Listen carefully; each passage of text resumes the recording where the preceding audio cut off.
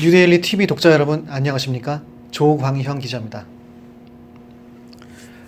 여러분 혹시 6.25 전쟁 직후에 북한의 전쟁 고아들 만여 명이 동구권 공산권 국가로 집단 이주해서 교육을 받은 사실을 알고 계십니까?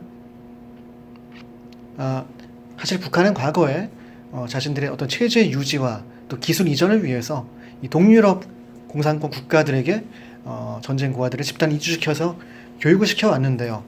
훗날 주체 사상과 어떤 자력갱생을 목표로 자신들의 궤도를 수정하면서 이 사실을 부인해왔습니다. 자, 그런데 지난 15년간 이 사실을 집요하게 파헤친 한 분이 계십니다. 바로 이 자리에 모신 김덕영 감독님이신데요.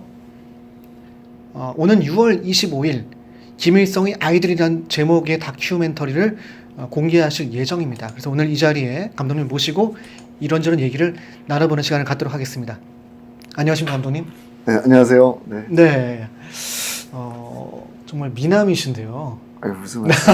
영상보다 더 뛰어나신 것 같습니다. 감사합니다. 예술가 같으시기도 하고요. 네. 감사합니다. 네. 일단은 제가 말씀을 듣자 하니까요.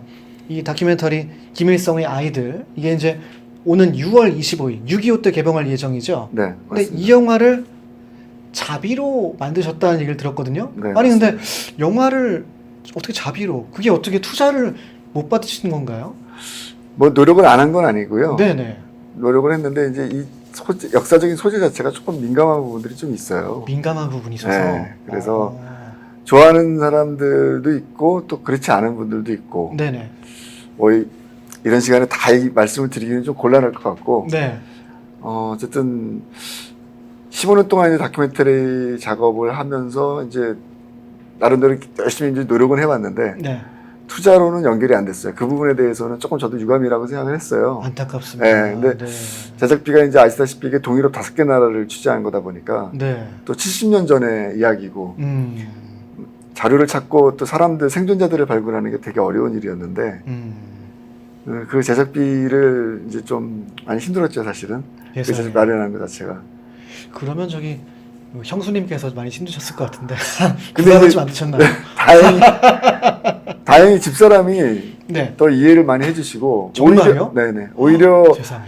제가 이제 좀 좌절하고 네. 이 다큐멘터리를 포기하려고 할 때 오히려 집사람이 좀 많이 응원해 주더라고요. 그래서 절대 이거는 포기하면 안 되는 그런 다큐멘터리다. 어떤 희생이 따르더라도 완성을 시키자. 오히려 그래서 야. 제 집사람이 이거에 대해서 아주 든든한 조력자 역할을 했어요. 그럼 이 작품의 숨은 공로자가 바로 이 형수님이시네요. 그래서 감독님. PD 중에 한 명이 이제 저희 프로듀서가 이제 제 와이프예요, 사실은. 아, 그렇습니까? 이번 작업에. 네. 참여하신 PD 중에 한 분이 네. 그 사모님이시라고요? 네. 세상에. 이런 인연이. 그만큼 더 애정을 더 쏟을 수밖에 없는 그런 작품이겠네요. 네, 맞습니다. 지금은 좀 시간이 되돌아보면은 네네. 좀 이제 어느 정도 좀 약간 시간을 좀 이렇게 되돌아볼 수 있는 여유도 있고, 그리고 네. 오히려 제작 지원을 누구로부터 받지 않은 게 저는 굉장히 중요했다고 생각해요. 오히려 뭔가 네. 간섭 받지 않고 네. 자유롭게. 네. 이런 소재들이 최근에 이제 한국에서 만들어진 많은 다큐멘터리들이 사실은 네. 개인의 순수한 자비를 들어서 만들다기보다는 어쨌든 누군가로부터 이제 제작 지원을 좀 받고 진행을 하잖아요, 사실. 그렇겠죠. 왜냐하면 또 영화 산업이라는 게 그럴 수밖에 없고. 그렇죠. 뭐 이게 한두 푼 들어가는 게 아니기 때문에. 근데 이제 저는 사실 그런 자본의 어떤 그런 뭐 간섭까지는 아니지만 그런 곳으로부터 좀 독립한 거죠. 완전히 독립된 분이 있다 보니까 오히려 저는 다큐멘터리 감독 입장에서 정말 객관적이고 또 중립적이면서 과연 정말 어떤 것이 역사적 실체인가를 누구의 간섭도 받지 않고 그 진실만을 갖다 파헤칠 수 있었던 제가 생각할 땐 그런 장점이 있었던 것 같아요, 오히려. 그래서 저는 지금 다행이라고 생각해요. 일단은 여담이지만 제작비가 토탈 얼마 정도 드셨는지 거의 뭐 한 2억 정도 들었습니다. 2억 정도. 네, 그러니까 작은 한 개인이 부담하기에는 작은 액수는 아니죠. 개인으로서는 큰 돈이죠. 그렇죠. 혹시 그럼 이것 때문에 좀 빚도 좀 지시고 하셨나요? 뭐 빚까지는 아니지만 뭐 있던 가게 팔고 뭐 그런 것들이 좀 있었죠. 아픈 또 흑역사가 네. 아픔이 있군요. 흑역사는 아니지만 좋은 일이니까. 네. 자, 사실 이제 말씀하신 것처럼 다소 무거울 수 있고 또 민감한 소재이기도 합니다. 그래서 이런 소재를 굳이 내가 영화로 찍어야겠다는 결심하게 된 계기가 있으신가요? 언제부터 또 이런 생각을? 조금 하나하나 좀 시간을 갖고 말씀을 드릴 수 있다면은 네, 네, 제일 네. 중요한 거는 2004년도예요. 그러니까 15년도. 4년도에 네. 맞아요. 제가 기억하기로는 그 2004년도에 KBS 수요기획에서 맞습니다. 원래 이 네. 주제가 만들어졌는데 네. 그 작품도 감독님이 하신 제가 한 거죠. 네. 말씀해 주실까요? 제가 원래 전쟁과 아이들이 제 중요한 테마예요. 제가 항상 다큐멘터리 할 때 물론 다른 것도 많이 했지만 네네네. 전쟁과 아이들이 저는 좀 관심이 좀 많았어요. 뭔가 그래서, 꽂히신 주제가 네, 그래서 그래서 이제 예전부터 예예.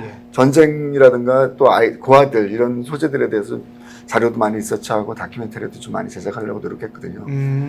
그러는 가운데 2004년도에 아주 우연한 기회에 네. 루마니아의 한 할머니 한 분이 루마니아의 할머니. 네. 동유럽 루마니아의 할머니 한 분이 네. 북한이 남편을 갖다가 기다린다는 제보를 받은 거예요. 북한인 남편을 기다린다. 네, 할머니가. 그래서 네. 좀 독특하기도 하고 그래서 그 제보를 사실은 영화 감독 박찬욱 선배한테 받았습니다. 유명한 일화죠. 네, 박찬욱 선배님이 제 대학교 동문 선배님이시거든요. 대학교 동문 선배님. 네, 아, 그래서 예. 뭐 편하게 이제 연락을 해주시고 그리고 네네. 원래 이제 박찬욱 선배님이 올드보이 끝난 다음에 네. 좀 이제 좀 머리도 식히시고 음, 아시다시피 올드보이가 워낙 잘 됐잖아요. 대박 났죠. 네, 그래서 네. 다음 작품 부상도 하시면서 동유럽 여행을 하시다가 아. 우연히 이제 이 역사적 소재를 들은 거죠. 현지에서. 오. 그래서 원래는 이제 뭐 나름대로 뭐 제가 확인을 안 해봤지만 이제 그 제보를 하신 분, 동유럽에서 네. 루마니아에서 제보를 박찬욱 감독님께 하신 분도 네. 뭐 가급적이면 이 여인의 영화가 소재를 이 영화의 여인의 소재를 해서 좀 영화가 좀 만들었으면 좋겠다. 아, 그런 바람으로. 이런 어떤 생각이지 않았을까? 왜냐하면 이제 아. 북한 남편을 찾는다는 것 자체가 쉽지 않잖아요. 그리고 그렇죠. 북한을 이 여성분이 입국이 안 되거든요. 사실은 쉽게. 북한이라는 사회가 워낙 폐쇄적이니까. 네네. 그래서 이런 좀 국제적인 여론을 통해서 네. 이 여성의 이야기를 좀 많이 하면은 네네. 좀 뭐라 그럽니까 이제 북한에 들어갈 수 있는 기회도 또 열릴 수 있지 않을까 이제 그런 뭐 여러 가지 이제 이유로 박찬욱 감독에게 그 제안을 한 거죠. 제안이라기보다는 제보를 한 거죠. 그렇군요. 근데 이제 박찬욱 감독 입장에서는 그 아무래도 이제 이게 좀 다큐멘터리적인 성격이 좀 강하고 본인의 또 작품 스타일과 좀 안 맞는다는 생각이 들었나 봐요. 그렇죠. 하긴 안 맞죠, 네, 사실은. 네, 네. 네. 물론 이건 제가 직접 여쭤본 건 아니고 여러 가지 이제 그동안 이제 뭐 사실 이 영화에 이제 좀 뜨면서 영화 이제 많이 미디어에 나오면서 15년 만에 박찬욱 감독과 연락을 한번 했어요. 아, 정말요? 최근에. 네. 전화가 왔습니까? 아니면 아니요, 뭐... 제가 드렸죠. 예. 제가 문자를 드렸죠. 정확히 말씀드리면은. 어. 그래서 이제 뭐 바쁘실 테니까 그래서 네. 영화 어쨌든 제가 미디어에서 이제 계속 박찬욱 선배님 얘기를 하고 있는데 네. 제가 직접 연락을 드리는 게 도일인 것 같습니다. 하고 인사를 드린 거죠, 사실은. 오랜만에. 되게 네. 기뻐하시더라고요. 15년 만에 연락을 드렸는데 그러면서 알고 있다고 신문이라든가 이런 걸 통해서 얘기 들었다고 보셨다고 그러더라고요. 기사를. 그래서 축하한다 그러시면서 시사회 때 뭐 불러주면 참석하겠다 그런 말씀 하시더라고요.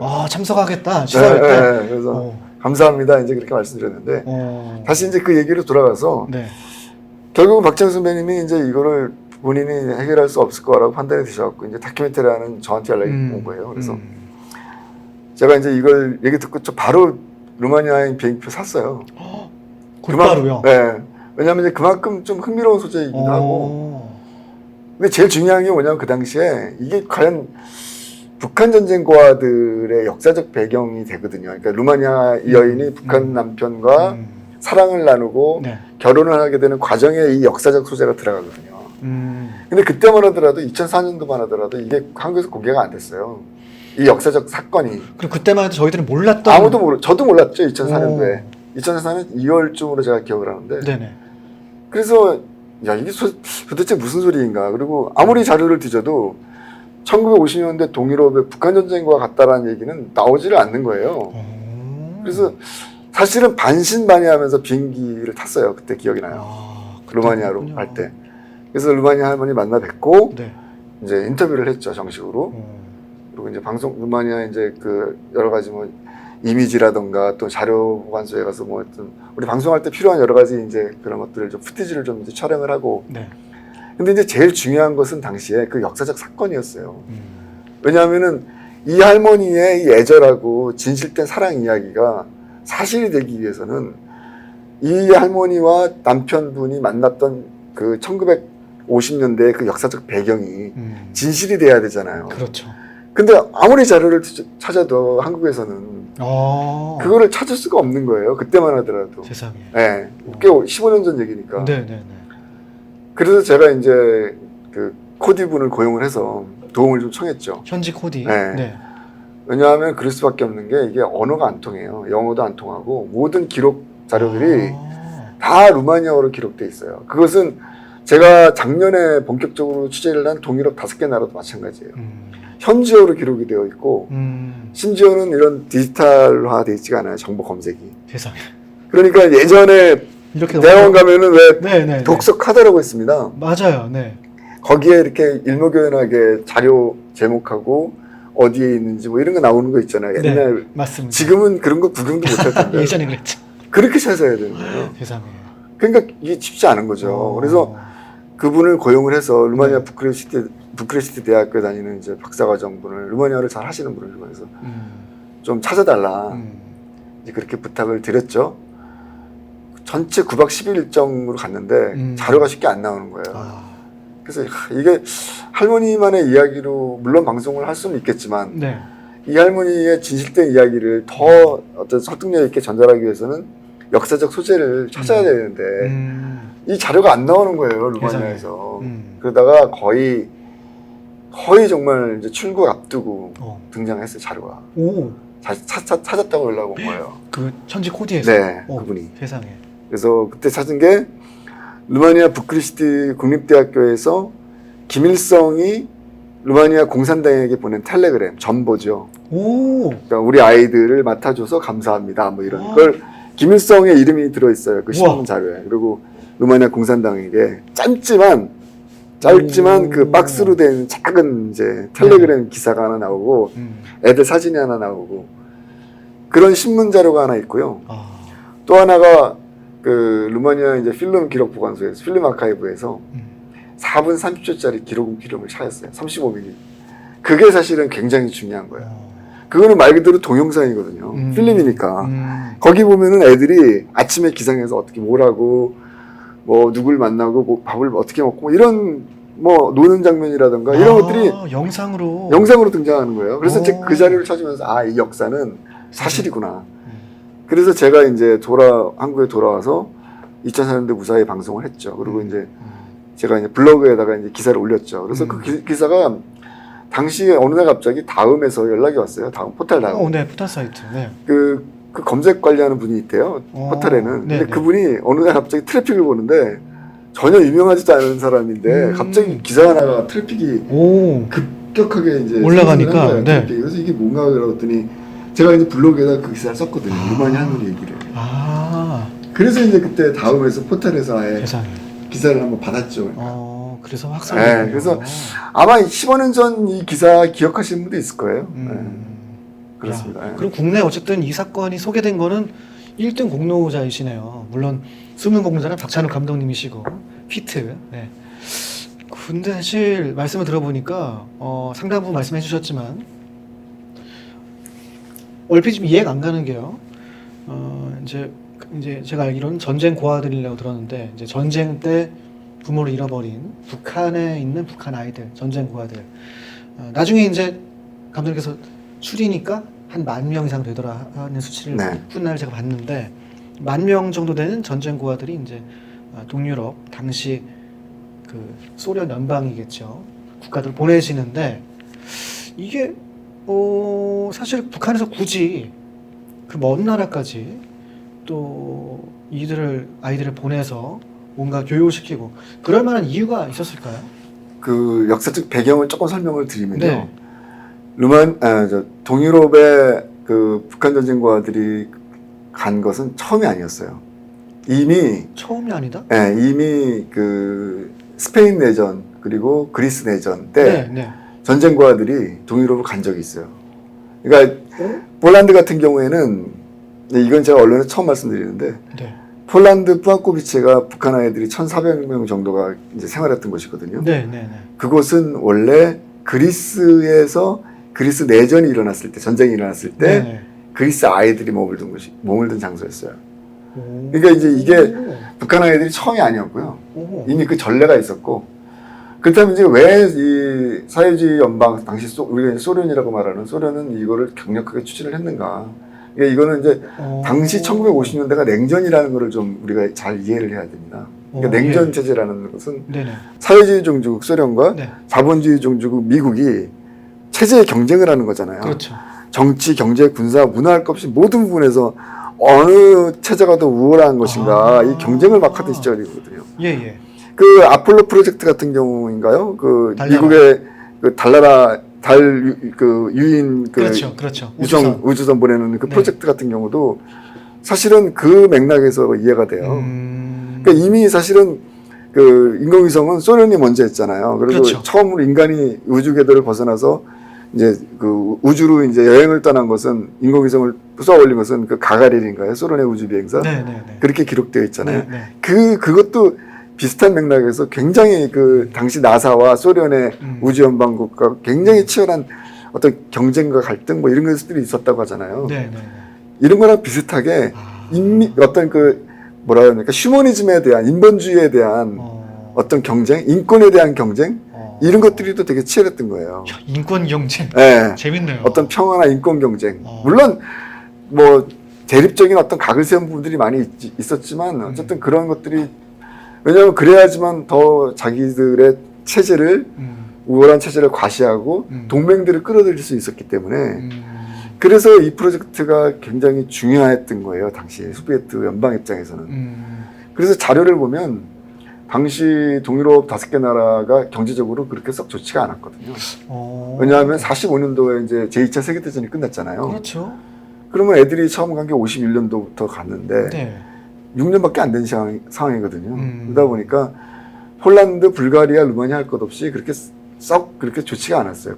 그 나라도 경제 기반 시설이 전쟁으로 해서 많이 파괴됐고 네. 병원도 부족했고 제일 중요한 건 전쟁고아들도 그 나라에 전쟁고아들도 많이 있었단 말이죠. 그렇겠죠. 네. 그래서 재미난 거는 공식 문서에 보면 특히 불가리아가 경제적으로 어려웠어요.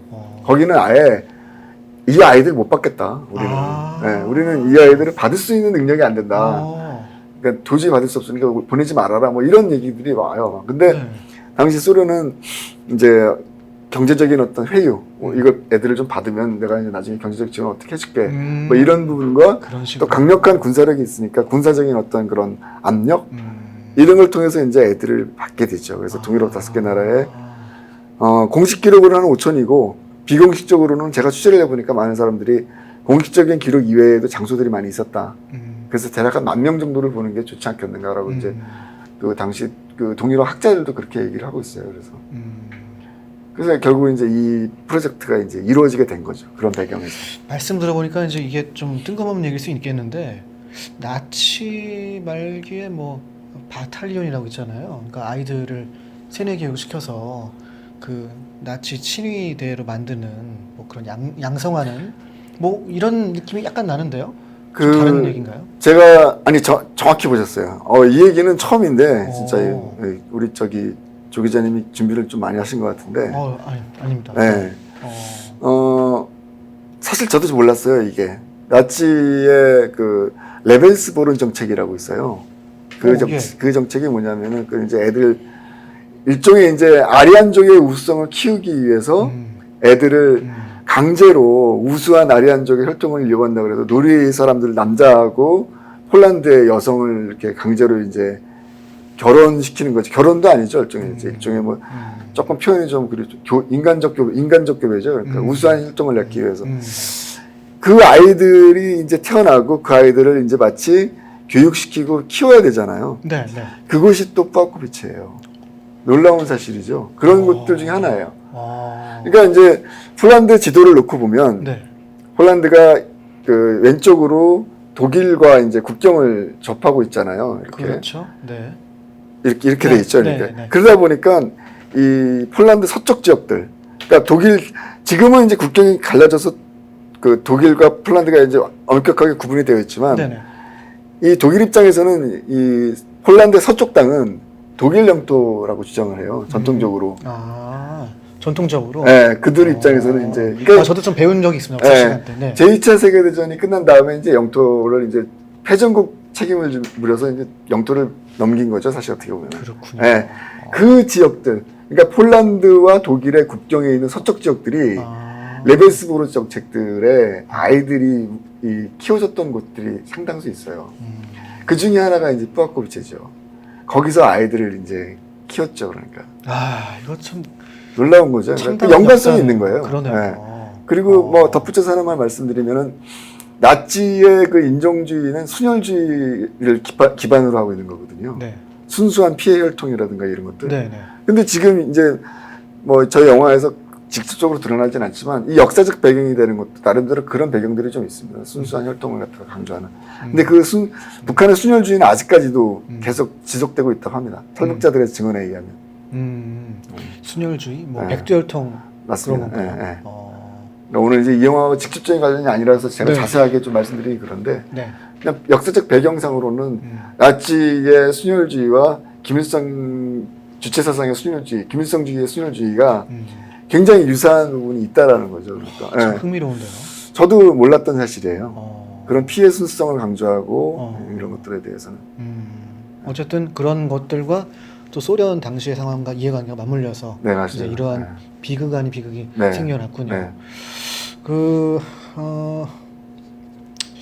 일단 살펴보니까요. 사실은 이 동일한 주제를 가지고 예전에 한 2년 전인가 그 추상미 배우 출신 추상미 감독이 또 폴란드로 간 아이들이라는 영화를 만든 적이 있어요. 네. 그래서 어쨌든 그 같은 주제를 다루고 있기 때문에 또 이번 감독님의 작품과 또 어떤 차별성이 있을지 좀 궁금하기도 하거든요. 네. 뭐 쉽게 이렇게 생각하시면 될 것 같아요. 네. 그분은 이제 본인이 이제 배우시고 네. 그러다 보니까 탈북한 여성분과 함께 이제 이 폴란드의 뿌아코비체라고 제가 갔던 곳도 그곳인데 북한 전쟁과들이 머물렀던 폴란드에 네네. 그곳을 이제 일종의 르포르타주처럼 이제 다니면서 어떤 뭐 분단과 전쟁 그다음에 이제 어떤 통일에 대한 염원 뭐 이런 것들을 이제 담아낸 어떤 그런 작품이고요. 저는 이제 굉장히 논리적이고 역사적인 객관적인 사실성에 굉장히 주목을 했죠. 조금 더 다큐멘터리적으로 네, 접근을 네. 하신 거죠. 그래서 저한테는 그게 굉장히 중요했거든요. 도대체 이게 왜 이런 현상이 있었는지 그리고 그때 머물렀던 아이들은 도대체 누구이고 아이들이 1956년도에 갑자기 돌아가거든요. 56년도에 갑작스럽게 56년도부터 시작해서 57년, 8년, 9년, 3년에 걸쳐서 갑작스럽게 송환이 돼요. 마치 군사작전처럼. 이런 것들은 도대체 왜 있었는지. 그래서 이런 역사적 사건들에 일단 1차적으로 주목을 했고요. 사실은. 그 다음에 이제 또 하나 근본적인 차이점은 이제 그분은 이제 말 그대로 감정적으로 그냥 마치 이제 북한 출신의 탈북 여성과 남한의 이제 배우가 이제 폴란드라는 공간에서 이제 여행하는 어떤 그런 거라면은 저희는 이제 폴란드뿐만 아니라 루마니아, 불가리아, 체코, 헝가리까지 사실은 그 동독까지 5개의 나라를 이제 다 포괄한 거죠. 그래서 그 5개 나라에 애들이 머물렀던 현장들을 일일이 다 답사를 하고 저희는 11명의 생존자를 찾았어요. 그거는 정말 대단한 작업이었습니다. 굉장히 중요한 작업이고 그리고 생존자였군요. 네. 그러니까 그 추상미 씨 작업에서는 사실 거기서 등장하는 그 인터뷰어는 2006년도에 그 폴란드 여성 감독인 욜란타 크리스바타 씨가 네. 김기덕이라는 작품을 만들어요. 김기덕이라는 작품? 네, 김기덕이라는 작품이 있어요. 네. 그 작품이 폴란드에서 머물렀던 아이들 중에 김기덕이라는 이름을 가진 아이가 사망을 해요. 백혈병으로. 그래서 이제 그 폴란드에서요? 네. 그 전쟁고아 중에 김기덕이라는 아이가 있었어요. 폴란드에. 그럼 그분은 북한으로 송환되지 않았군요. 그렇죠. 그분은 그러니까 그 어렸을 때 그러니까 죽은 거죠. 그러니까 사망을 한 거죠. 근데 이제 이 백혈병으로 죽은 아이를 폴란드 의사가 이제 헌신적으로 이제 죽기 전에 살리기 위해서 노력하는 것들. 그 다음에 이제 아이가 죽은 다음에 폴란드의 그 뿌아코비치 계속해서 거듭 말씀드리지만 그 폴란드 선생님들이 이 아이가 죽음을 기리는 거죠. 어떻게 해서 안타깝기도 하고 그러니까. 그래서 이제 거기서 등장하는 다시 말씀드린 욜란타 크리스바타라는 폴란드 여성 감독의 김기덕이라는 작품에 있는 그 인터뷰를 그냥 그대로 쓴 거예요, 사실은. 그렇군요. 그런 부분들은 조금 이제 다큐멘터리 하는 사람들 입장에서는 조금 어떻게 보면은 정상적인 건 올바른 방법은 아니죠. 왜냐하면 이제 남의 작품을 갖다 그대로 쓰는 거기 때문에. 뭐 이제 재인용 뭐 그런. 그렇죠. 그런 식으로 한 거죠. 네. 그러니까 원래 이제 취재를 본인이 직접 해서 인터뷰 생존자를 찾고 이렇게 접근을 해야 되는데 이제 그런 부분들이 아니기 때문에 어쨌든 그런 부분에서 굉장히 차이가 클 거예요. 그리고 뭐 그렇다고 해갖고 저희 작품이 이제 단지 딱딱한 어떤 논리적인 것만 강조하는 역사적인 것 사건만 강조하는 건 아니고 네네. 제가 아까 말씀드린 것처럼 11명의 그 생존자들 이야기가 어. 제가 좀 이따가 또 뭐 기회가 있겠지만 네. 사실은 그분 11명의 할머니 할아버지 때문에 이 다큐멘터리 15년 동안 끌고 온 것 같아요. 돌이켜보면 그분들이 정말 아직까지도 북한의 전쟁과들을 애타게 찾고 있거든요. 그런데 이름과 마지막 헤어질 때의 모습들 이런 것까지도 정확하게 기억하고 계세요. 그래서 저희 영화 이제 마지막 보시면 그분들의 11명 선생님들, 친구들, 지금은 이제 나이가 드신 분들의 인터뷰로 마지막 인터뷰가 아니라 이제 북한에 있는 친구들에게 전하는 메시지로 영상 편지. 네. 근데 그 부분이 좀 많이 좀 사람들한테 심금을 울리나 봐요. 자, 일단은 영화 개봉에 앞서서 감독님께서 이제 이 김일성의 아이들 이 영화를 홍보하신 영상을 예고편을 만드셨다고 제가 접했습니다. 네. 유튜브에 그게 공개가 됐다는데 한번 좀 설명해 주실까요? 이게 네. 그 영상인가요? 네, 알겠습니다. 네. 아, 예고편. 네. 이게 이제 첫 화면인가요? 네. 이렇게 영화가 시작되는 거죠. 15년 동안의 집념어린 역사 추적. 야.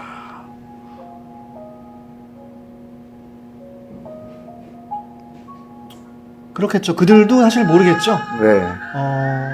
음악도 좋은데요. 이게 이제 북한의 전쟁과들이 불가리아에 처음 도착한 장면이에요. 이야, 이 영상이 정말 이쁘네요. 네, 이거는 세상에. 뭐 보통 이제 기자분들 말로 하면은 단독이죠, 단독. 단독 영상이죠. 오, 생존자. 이분이 이제 말씀드린 생존자고. 나이가 되게 많아 보이는데요. 지금 77세예요. 77세. 네. 정정하시네요. 네. 이분들이 이제 다 같이 그 친구들이죠. 세상에. 이분은 이제 선생님이고요. 선생님이요? 네. 중요한 건 이렇게 이름 석자를 아직까지도 기록하고 어떻게 이걸 기억하지? 김금순 씨. 세상에. 세상에. 이거 조금만 보세요. 좋아요. 이거. 네네.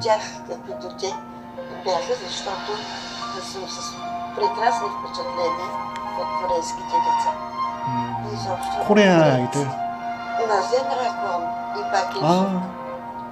전낙원, 박인숙 이름을 다 기억하시네요. 세상에.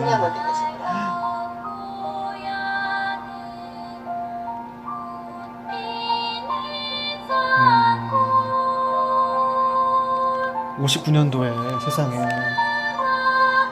편지도 쓰는구나. 친구들하고. 이게 애들이 다시 북한으로 돌아가는 송환 작전 할 때. 세상에. 네. 이제 2차 타고 돌아간 거예요.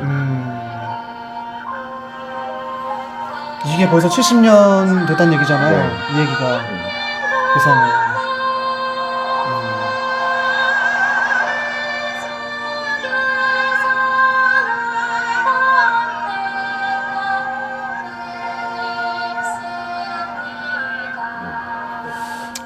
영상을 보니까 좀 마음이 좀 찡하네요. 근데 이제 그 애들은 애들이네요. 네, 그럼요. 사실 네. 체제 선전에 이용이 됐지만 이들이 뭘 알겠습니까? 그 순진한 아이들, 해맑은 아이들, 뭐 동국권에 있는 아이들도 그렇고 북한 아이들도 그렇고 참 그 때묻지 않은 아이들의 그 순수한 표정들이 참 이게 잊혀지지가 않네요. 이게 그러니까 불쌍하기도 하고 안타깝기도 하고 또 아련하기도. 네, 거기에 대해서 좀 설명을 좀 드릴게요. 일단 요 아이들 말씀하셨으니까 여기 좀 아이들 나오는 장면에다가 하는 게 좋을 것 같고. 예. 지금 이게 다 이런 장면들이 세상에. 이제 이게 괜찮겠죠, 아무래도. 네. 그러니까 지금 이 장면에서 나오는 이 사람들이 지금 이게 1952년도 상황이니까요. 52년도. 네. 대략 뭐 한 60, 70년 된 거죠, 그러니까.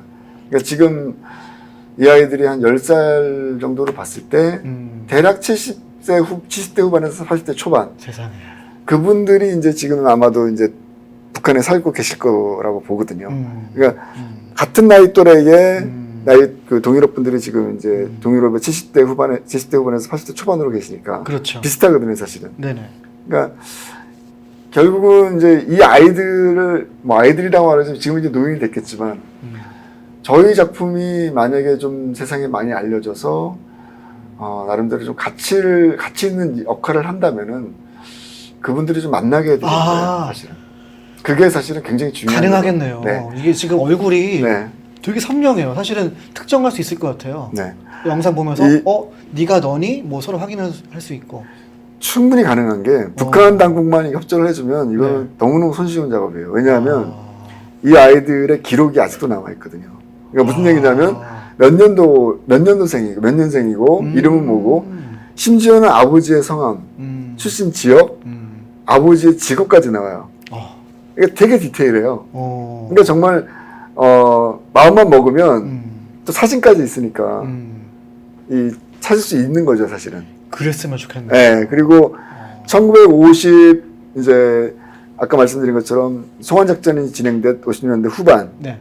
뭐 57, 58, 59, 요 3년 동안은 아이들이 편지를 보내요. 북한으로 돌아간 다음에. 그러면 북한에서 아이들이 편지를 쓴 게 동구권에 전달됐다는 그렇죠. 얘기인가요? 그 편지도 제가 이번에 한 80통 정도 발굴을 했죠. 그럼 그게 이번 다큐에 나와요. 들어갔습니까? 네. 어떤 내용인지 살짝 소개. 뭐 편지는 뭐 워낙 많아갖고 내용이 많아갖고 그런데 네. 일단은 그 그리움에 대한 것들. 그러니까 왜냐면 워낙 행복했거든요, 사실은 그곳이.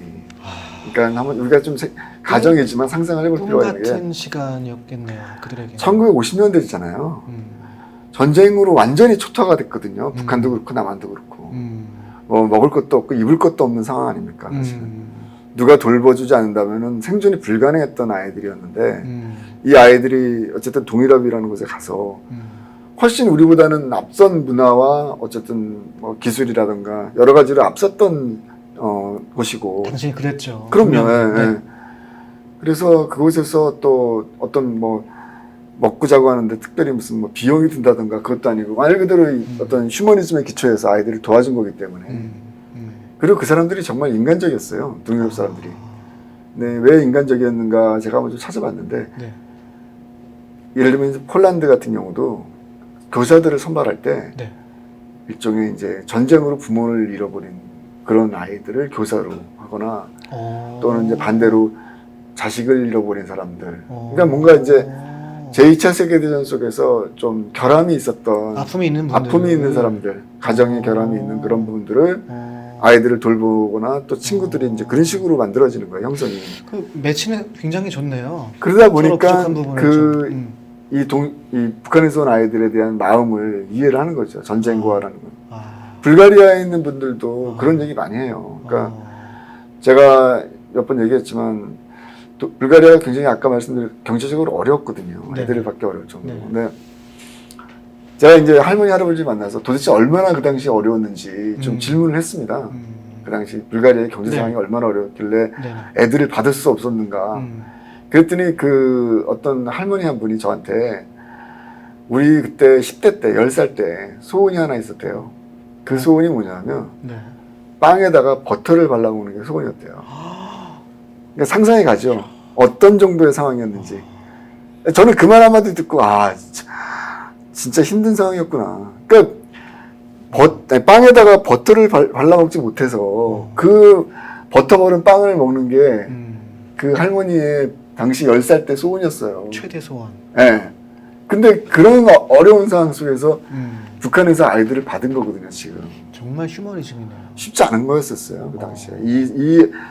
이 사건 자체의 출발은 정말 쉽지 않은 거고, 인류가 기록으로 남길 만한 그런 가치로운 일들이 아주 충분한 어떤 조건을 갖춘 거죠, 사실. 근데 문제는 이게 많이 와전돼요. 또 많이 또 변질이 되고. 그게 이제 북한의 어떤 김일성에 의해서 벌어졌던 좀 아쉬운 부분이죠. 순수했던 어떤 그런 이 사회주의 코스모폴리타니즘, 사회주의 연대, 공동체를 지향했던 어떤 이런 것들이 이제 김일성의 정치적 야욕으로 인해서 굉장히 많이 후반에 가면서 시간이 갈수록 변질되죠, 사실은. 지금 말씀하신 것처럼 그러네요. 이게 그 사회주의, 공산주의를 선전하기에 참 좋은 소재. 그러니까 인류애, 보편적 인류의 휴머니즘 아무 조건 없이 나눠주고, 그러니까 불가리아나 당시 루마니아도 전쟁 직후에 극심하게 어려운 상황인데도 불구하고 자신이 못 먹는 거까지 나누어서 이제 맞습니다. 예. 그 생명 부지의 그 아이들을 함께 맞습니다. 예. 더불어 먹고 살고, 사실은 그 아주 이상적인 거죠. 굉장히 이상적인 공동체가 될 수 있는, 사실 그거를 노리고 노림수를 갖고 이제 그 소련이 이것을 추진했던 것을 보여지는데, 그렇죠. 북한도 여러모로 뭐 목적이 있었겠지만 어쨌든 김일성 체제를 좀 공고하기 위한 하나의 반석으로 삼기 위해서 아이들을 보낸 것이 아닌가. 그 부분이 사실은 우리가 이제 이 영화가 갖고 있는 굉장히 또 하나의 중요한 가치라고 생각이 듭니다. 이거를 많은 분들이 비록 한 개인이 만들었지만 이거는 이제 개인의 영화가 아니라 우리가 같이 많이 보고 교육 자료를 삼아서 많이 토론도 하고 북한에 대한 올바른 인식을 가져야 된다라고 많은 분들이 생각을 하고 계세요, 지금. 그래서 지금 서포트도 만들어 주시고 이제 우리 또 조 기자님처럼 이렇게 언론에서도 관심을 가져주고 계신데, 네네. 이제 하나하나 좀 말씀을 드리면, 네. 순수했던 이 사회주의권 내에 정말 헐벗고 가난한 애들에 대한 지원이 50년대 중후반을 지나가면서 김일성의 김일성 체제를 공고히 하는 어떤 걸로 이용을 해요. 우상화 작업을. 근데 이제 그 중에서 이제 몇 가지가 있는데, 제가 이제 하나하나 이 영화에서 있는 것들 다 말씀드리기가 좀 그런데, 네. 제일 중요했던 게 뭐냐면은 아이들에 대한 사상검열이에요. 사상검열. 네. 그러니까, 이제 52년도죠? 이때 이제 뭐 루마니아, 불가리아 등지 아이들을 보내는데, 그때 사상검열했다는 얘기인가요? 그러니까 이제 물론 그들은 사상검열이라고 표현을 안 하죠. 정체성 교육이라고 표현을 하죠. 정체성 교육. 그걸 정체성 교육이라고 표현을 하는데, 당시. 그렇죠. 우리가 보면 사상검열이죠. 왜냐하면 어떤 식으로 진행되어 있냐면, 그 부분은 제가 이제 객관적인 역사 자료를 찾았어요. 취재하신 거죠. 네. 그쵸. 그 부분이 중요하거든요. 왜냐하면 이걸 왜 15년 동안 걸렸냐면, 네. 그냥 사람의 이야기를 구전으로 했을 때는 사람들이 안 믿잖아요. 하지만 객관적인 자료가 존재하면 더 이상 이론이 없지 않습니까? 그렇죠. 그래서 그런 부분 때문에 이제 시간이 좀 많이 걸렸는데, 그래서 아이들이 동유럽 5개 나라에서 네. 모두 똑같은 프로그램이 진행됐어요. 똑같은 프로그램? 그럼 프로그램을 짠 건 누군가요? 그거는 이제 북한 당국이 되겠죠. 북한에서. 그러니까 공식적으로 뭐 루마니아 같은 경우도 한 15명 정도의 그 북한 교사가 파견이 돼요. 그러니까 북한 교사가 루마니아로 파견된다고요? 그렇죠. 루마니아, 불가리아, 헝가리, 체코 애들이 있는 곳에 그 북한인 교사가 파견이 된다는 얘기예요. 그래서 이들이 정신적인 부분을 담당을 해요. 어떤 언어, 그다음에 역사, 북한의 역사, 그다음에 헌법 이런 부분들을 이제 정체성 교육이라는 측면에서, 정체성을 잃어버리지 말라는 측면에서 아이들의 교육을 담당하고, 당시 현지인들은 예술, 뭐 체육, 그다음에 제일 중요했던 문학 이런 것들을 담당을 해요. 예술적인 부분들을 담당합니다. 그러니까 약간 이게 이분인데요. 역할이 나눠져요. 그런데 아이들이 이제 제가 이제 아까 말했던 이것이 왜 우리가 이 북한 체제를 좀 더 직시하고 북한 체제의 본질을 이해할 수 있는 그런 교육 자료로 활용의 가치가 있다고 판단이 들었냐면, 네. 그 아이들이 동일한 프로그램으로 다 운영이 돼요. 가장 대표적인 게 아침 조회 시간이에요. 아침 조회는 다른 어떤 프로그램보다 굉장히 중요했습니다. 동유럽 5개 나라에서. 뭐가 그렇게 중요하죠?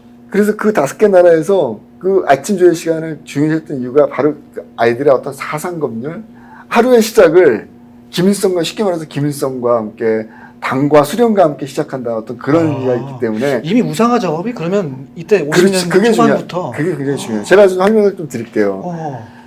그래서 애들이 제가 그 자료를 찾은 겁니다. 제가 누구한테 들은 얘기가 아니라 그 화면에 나와요, 저 영화에. 애들이 다 모여있는 장소에서 애들은 6시에 모든 나라에서 6시에 기상을 합니다.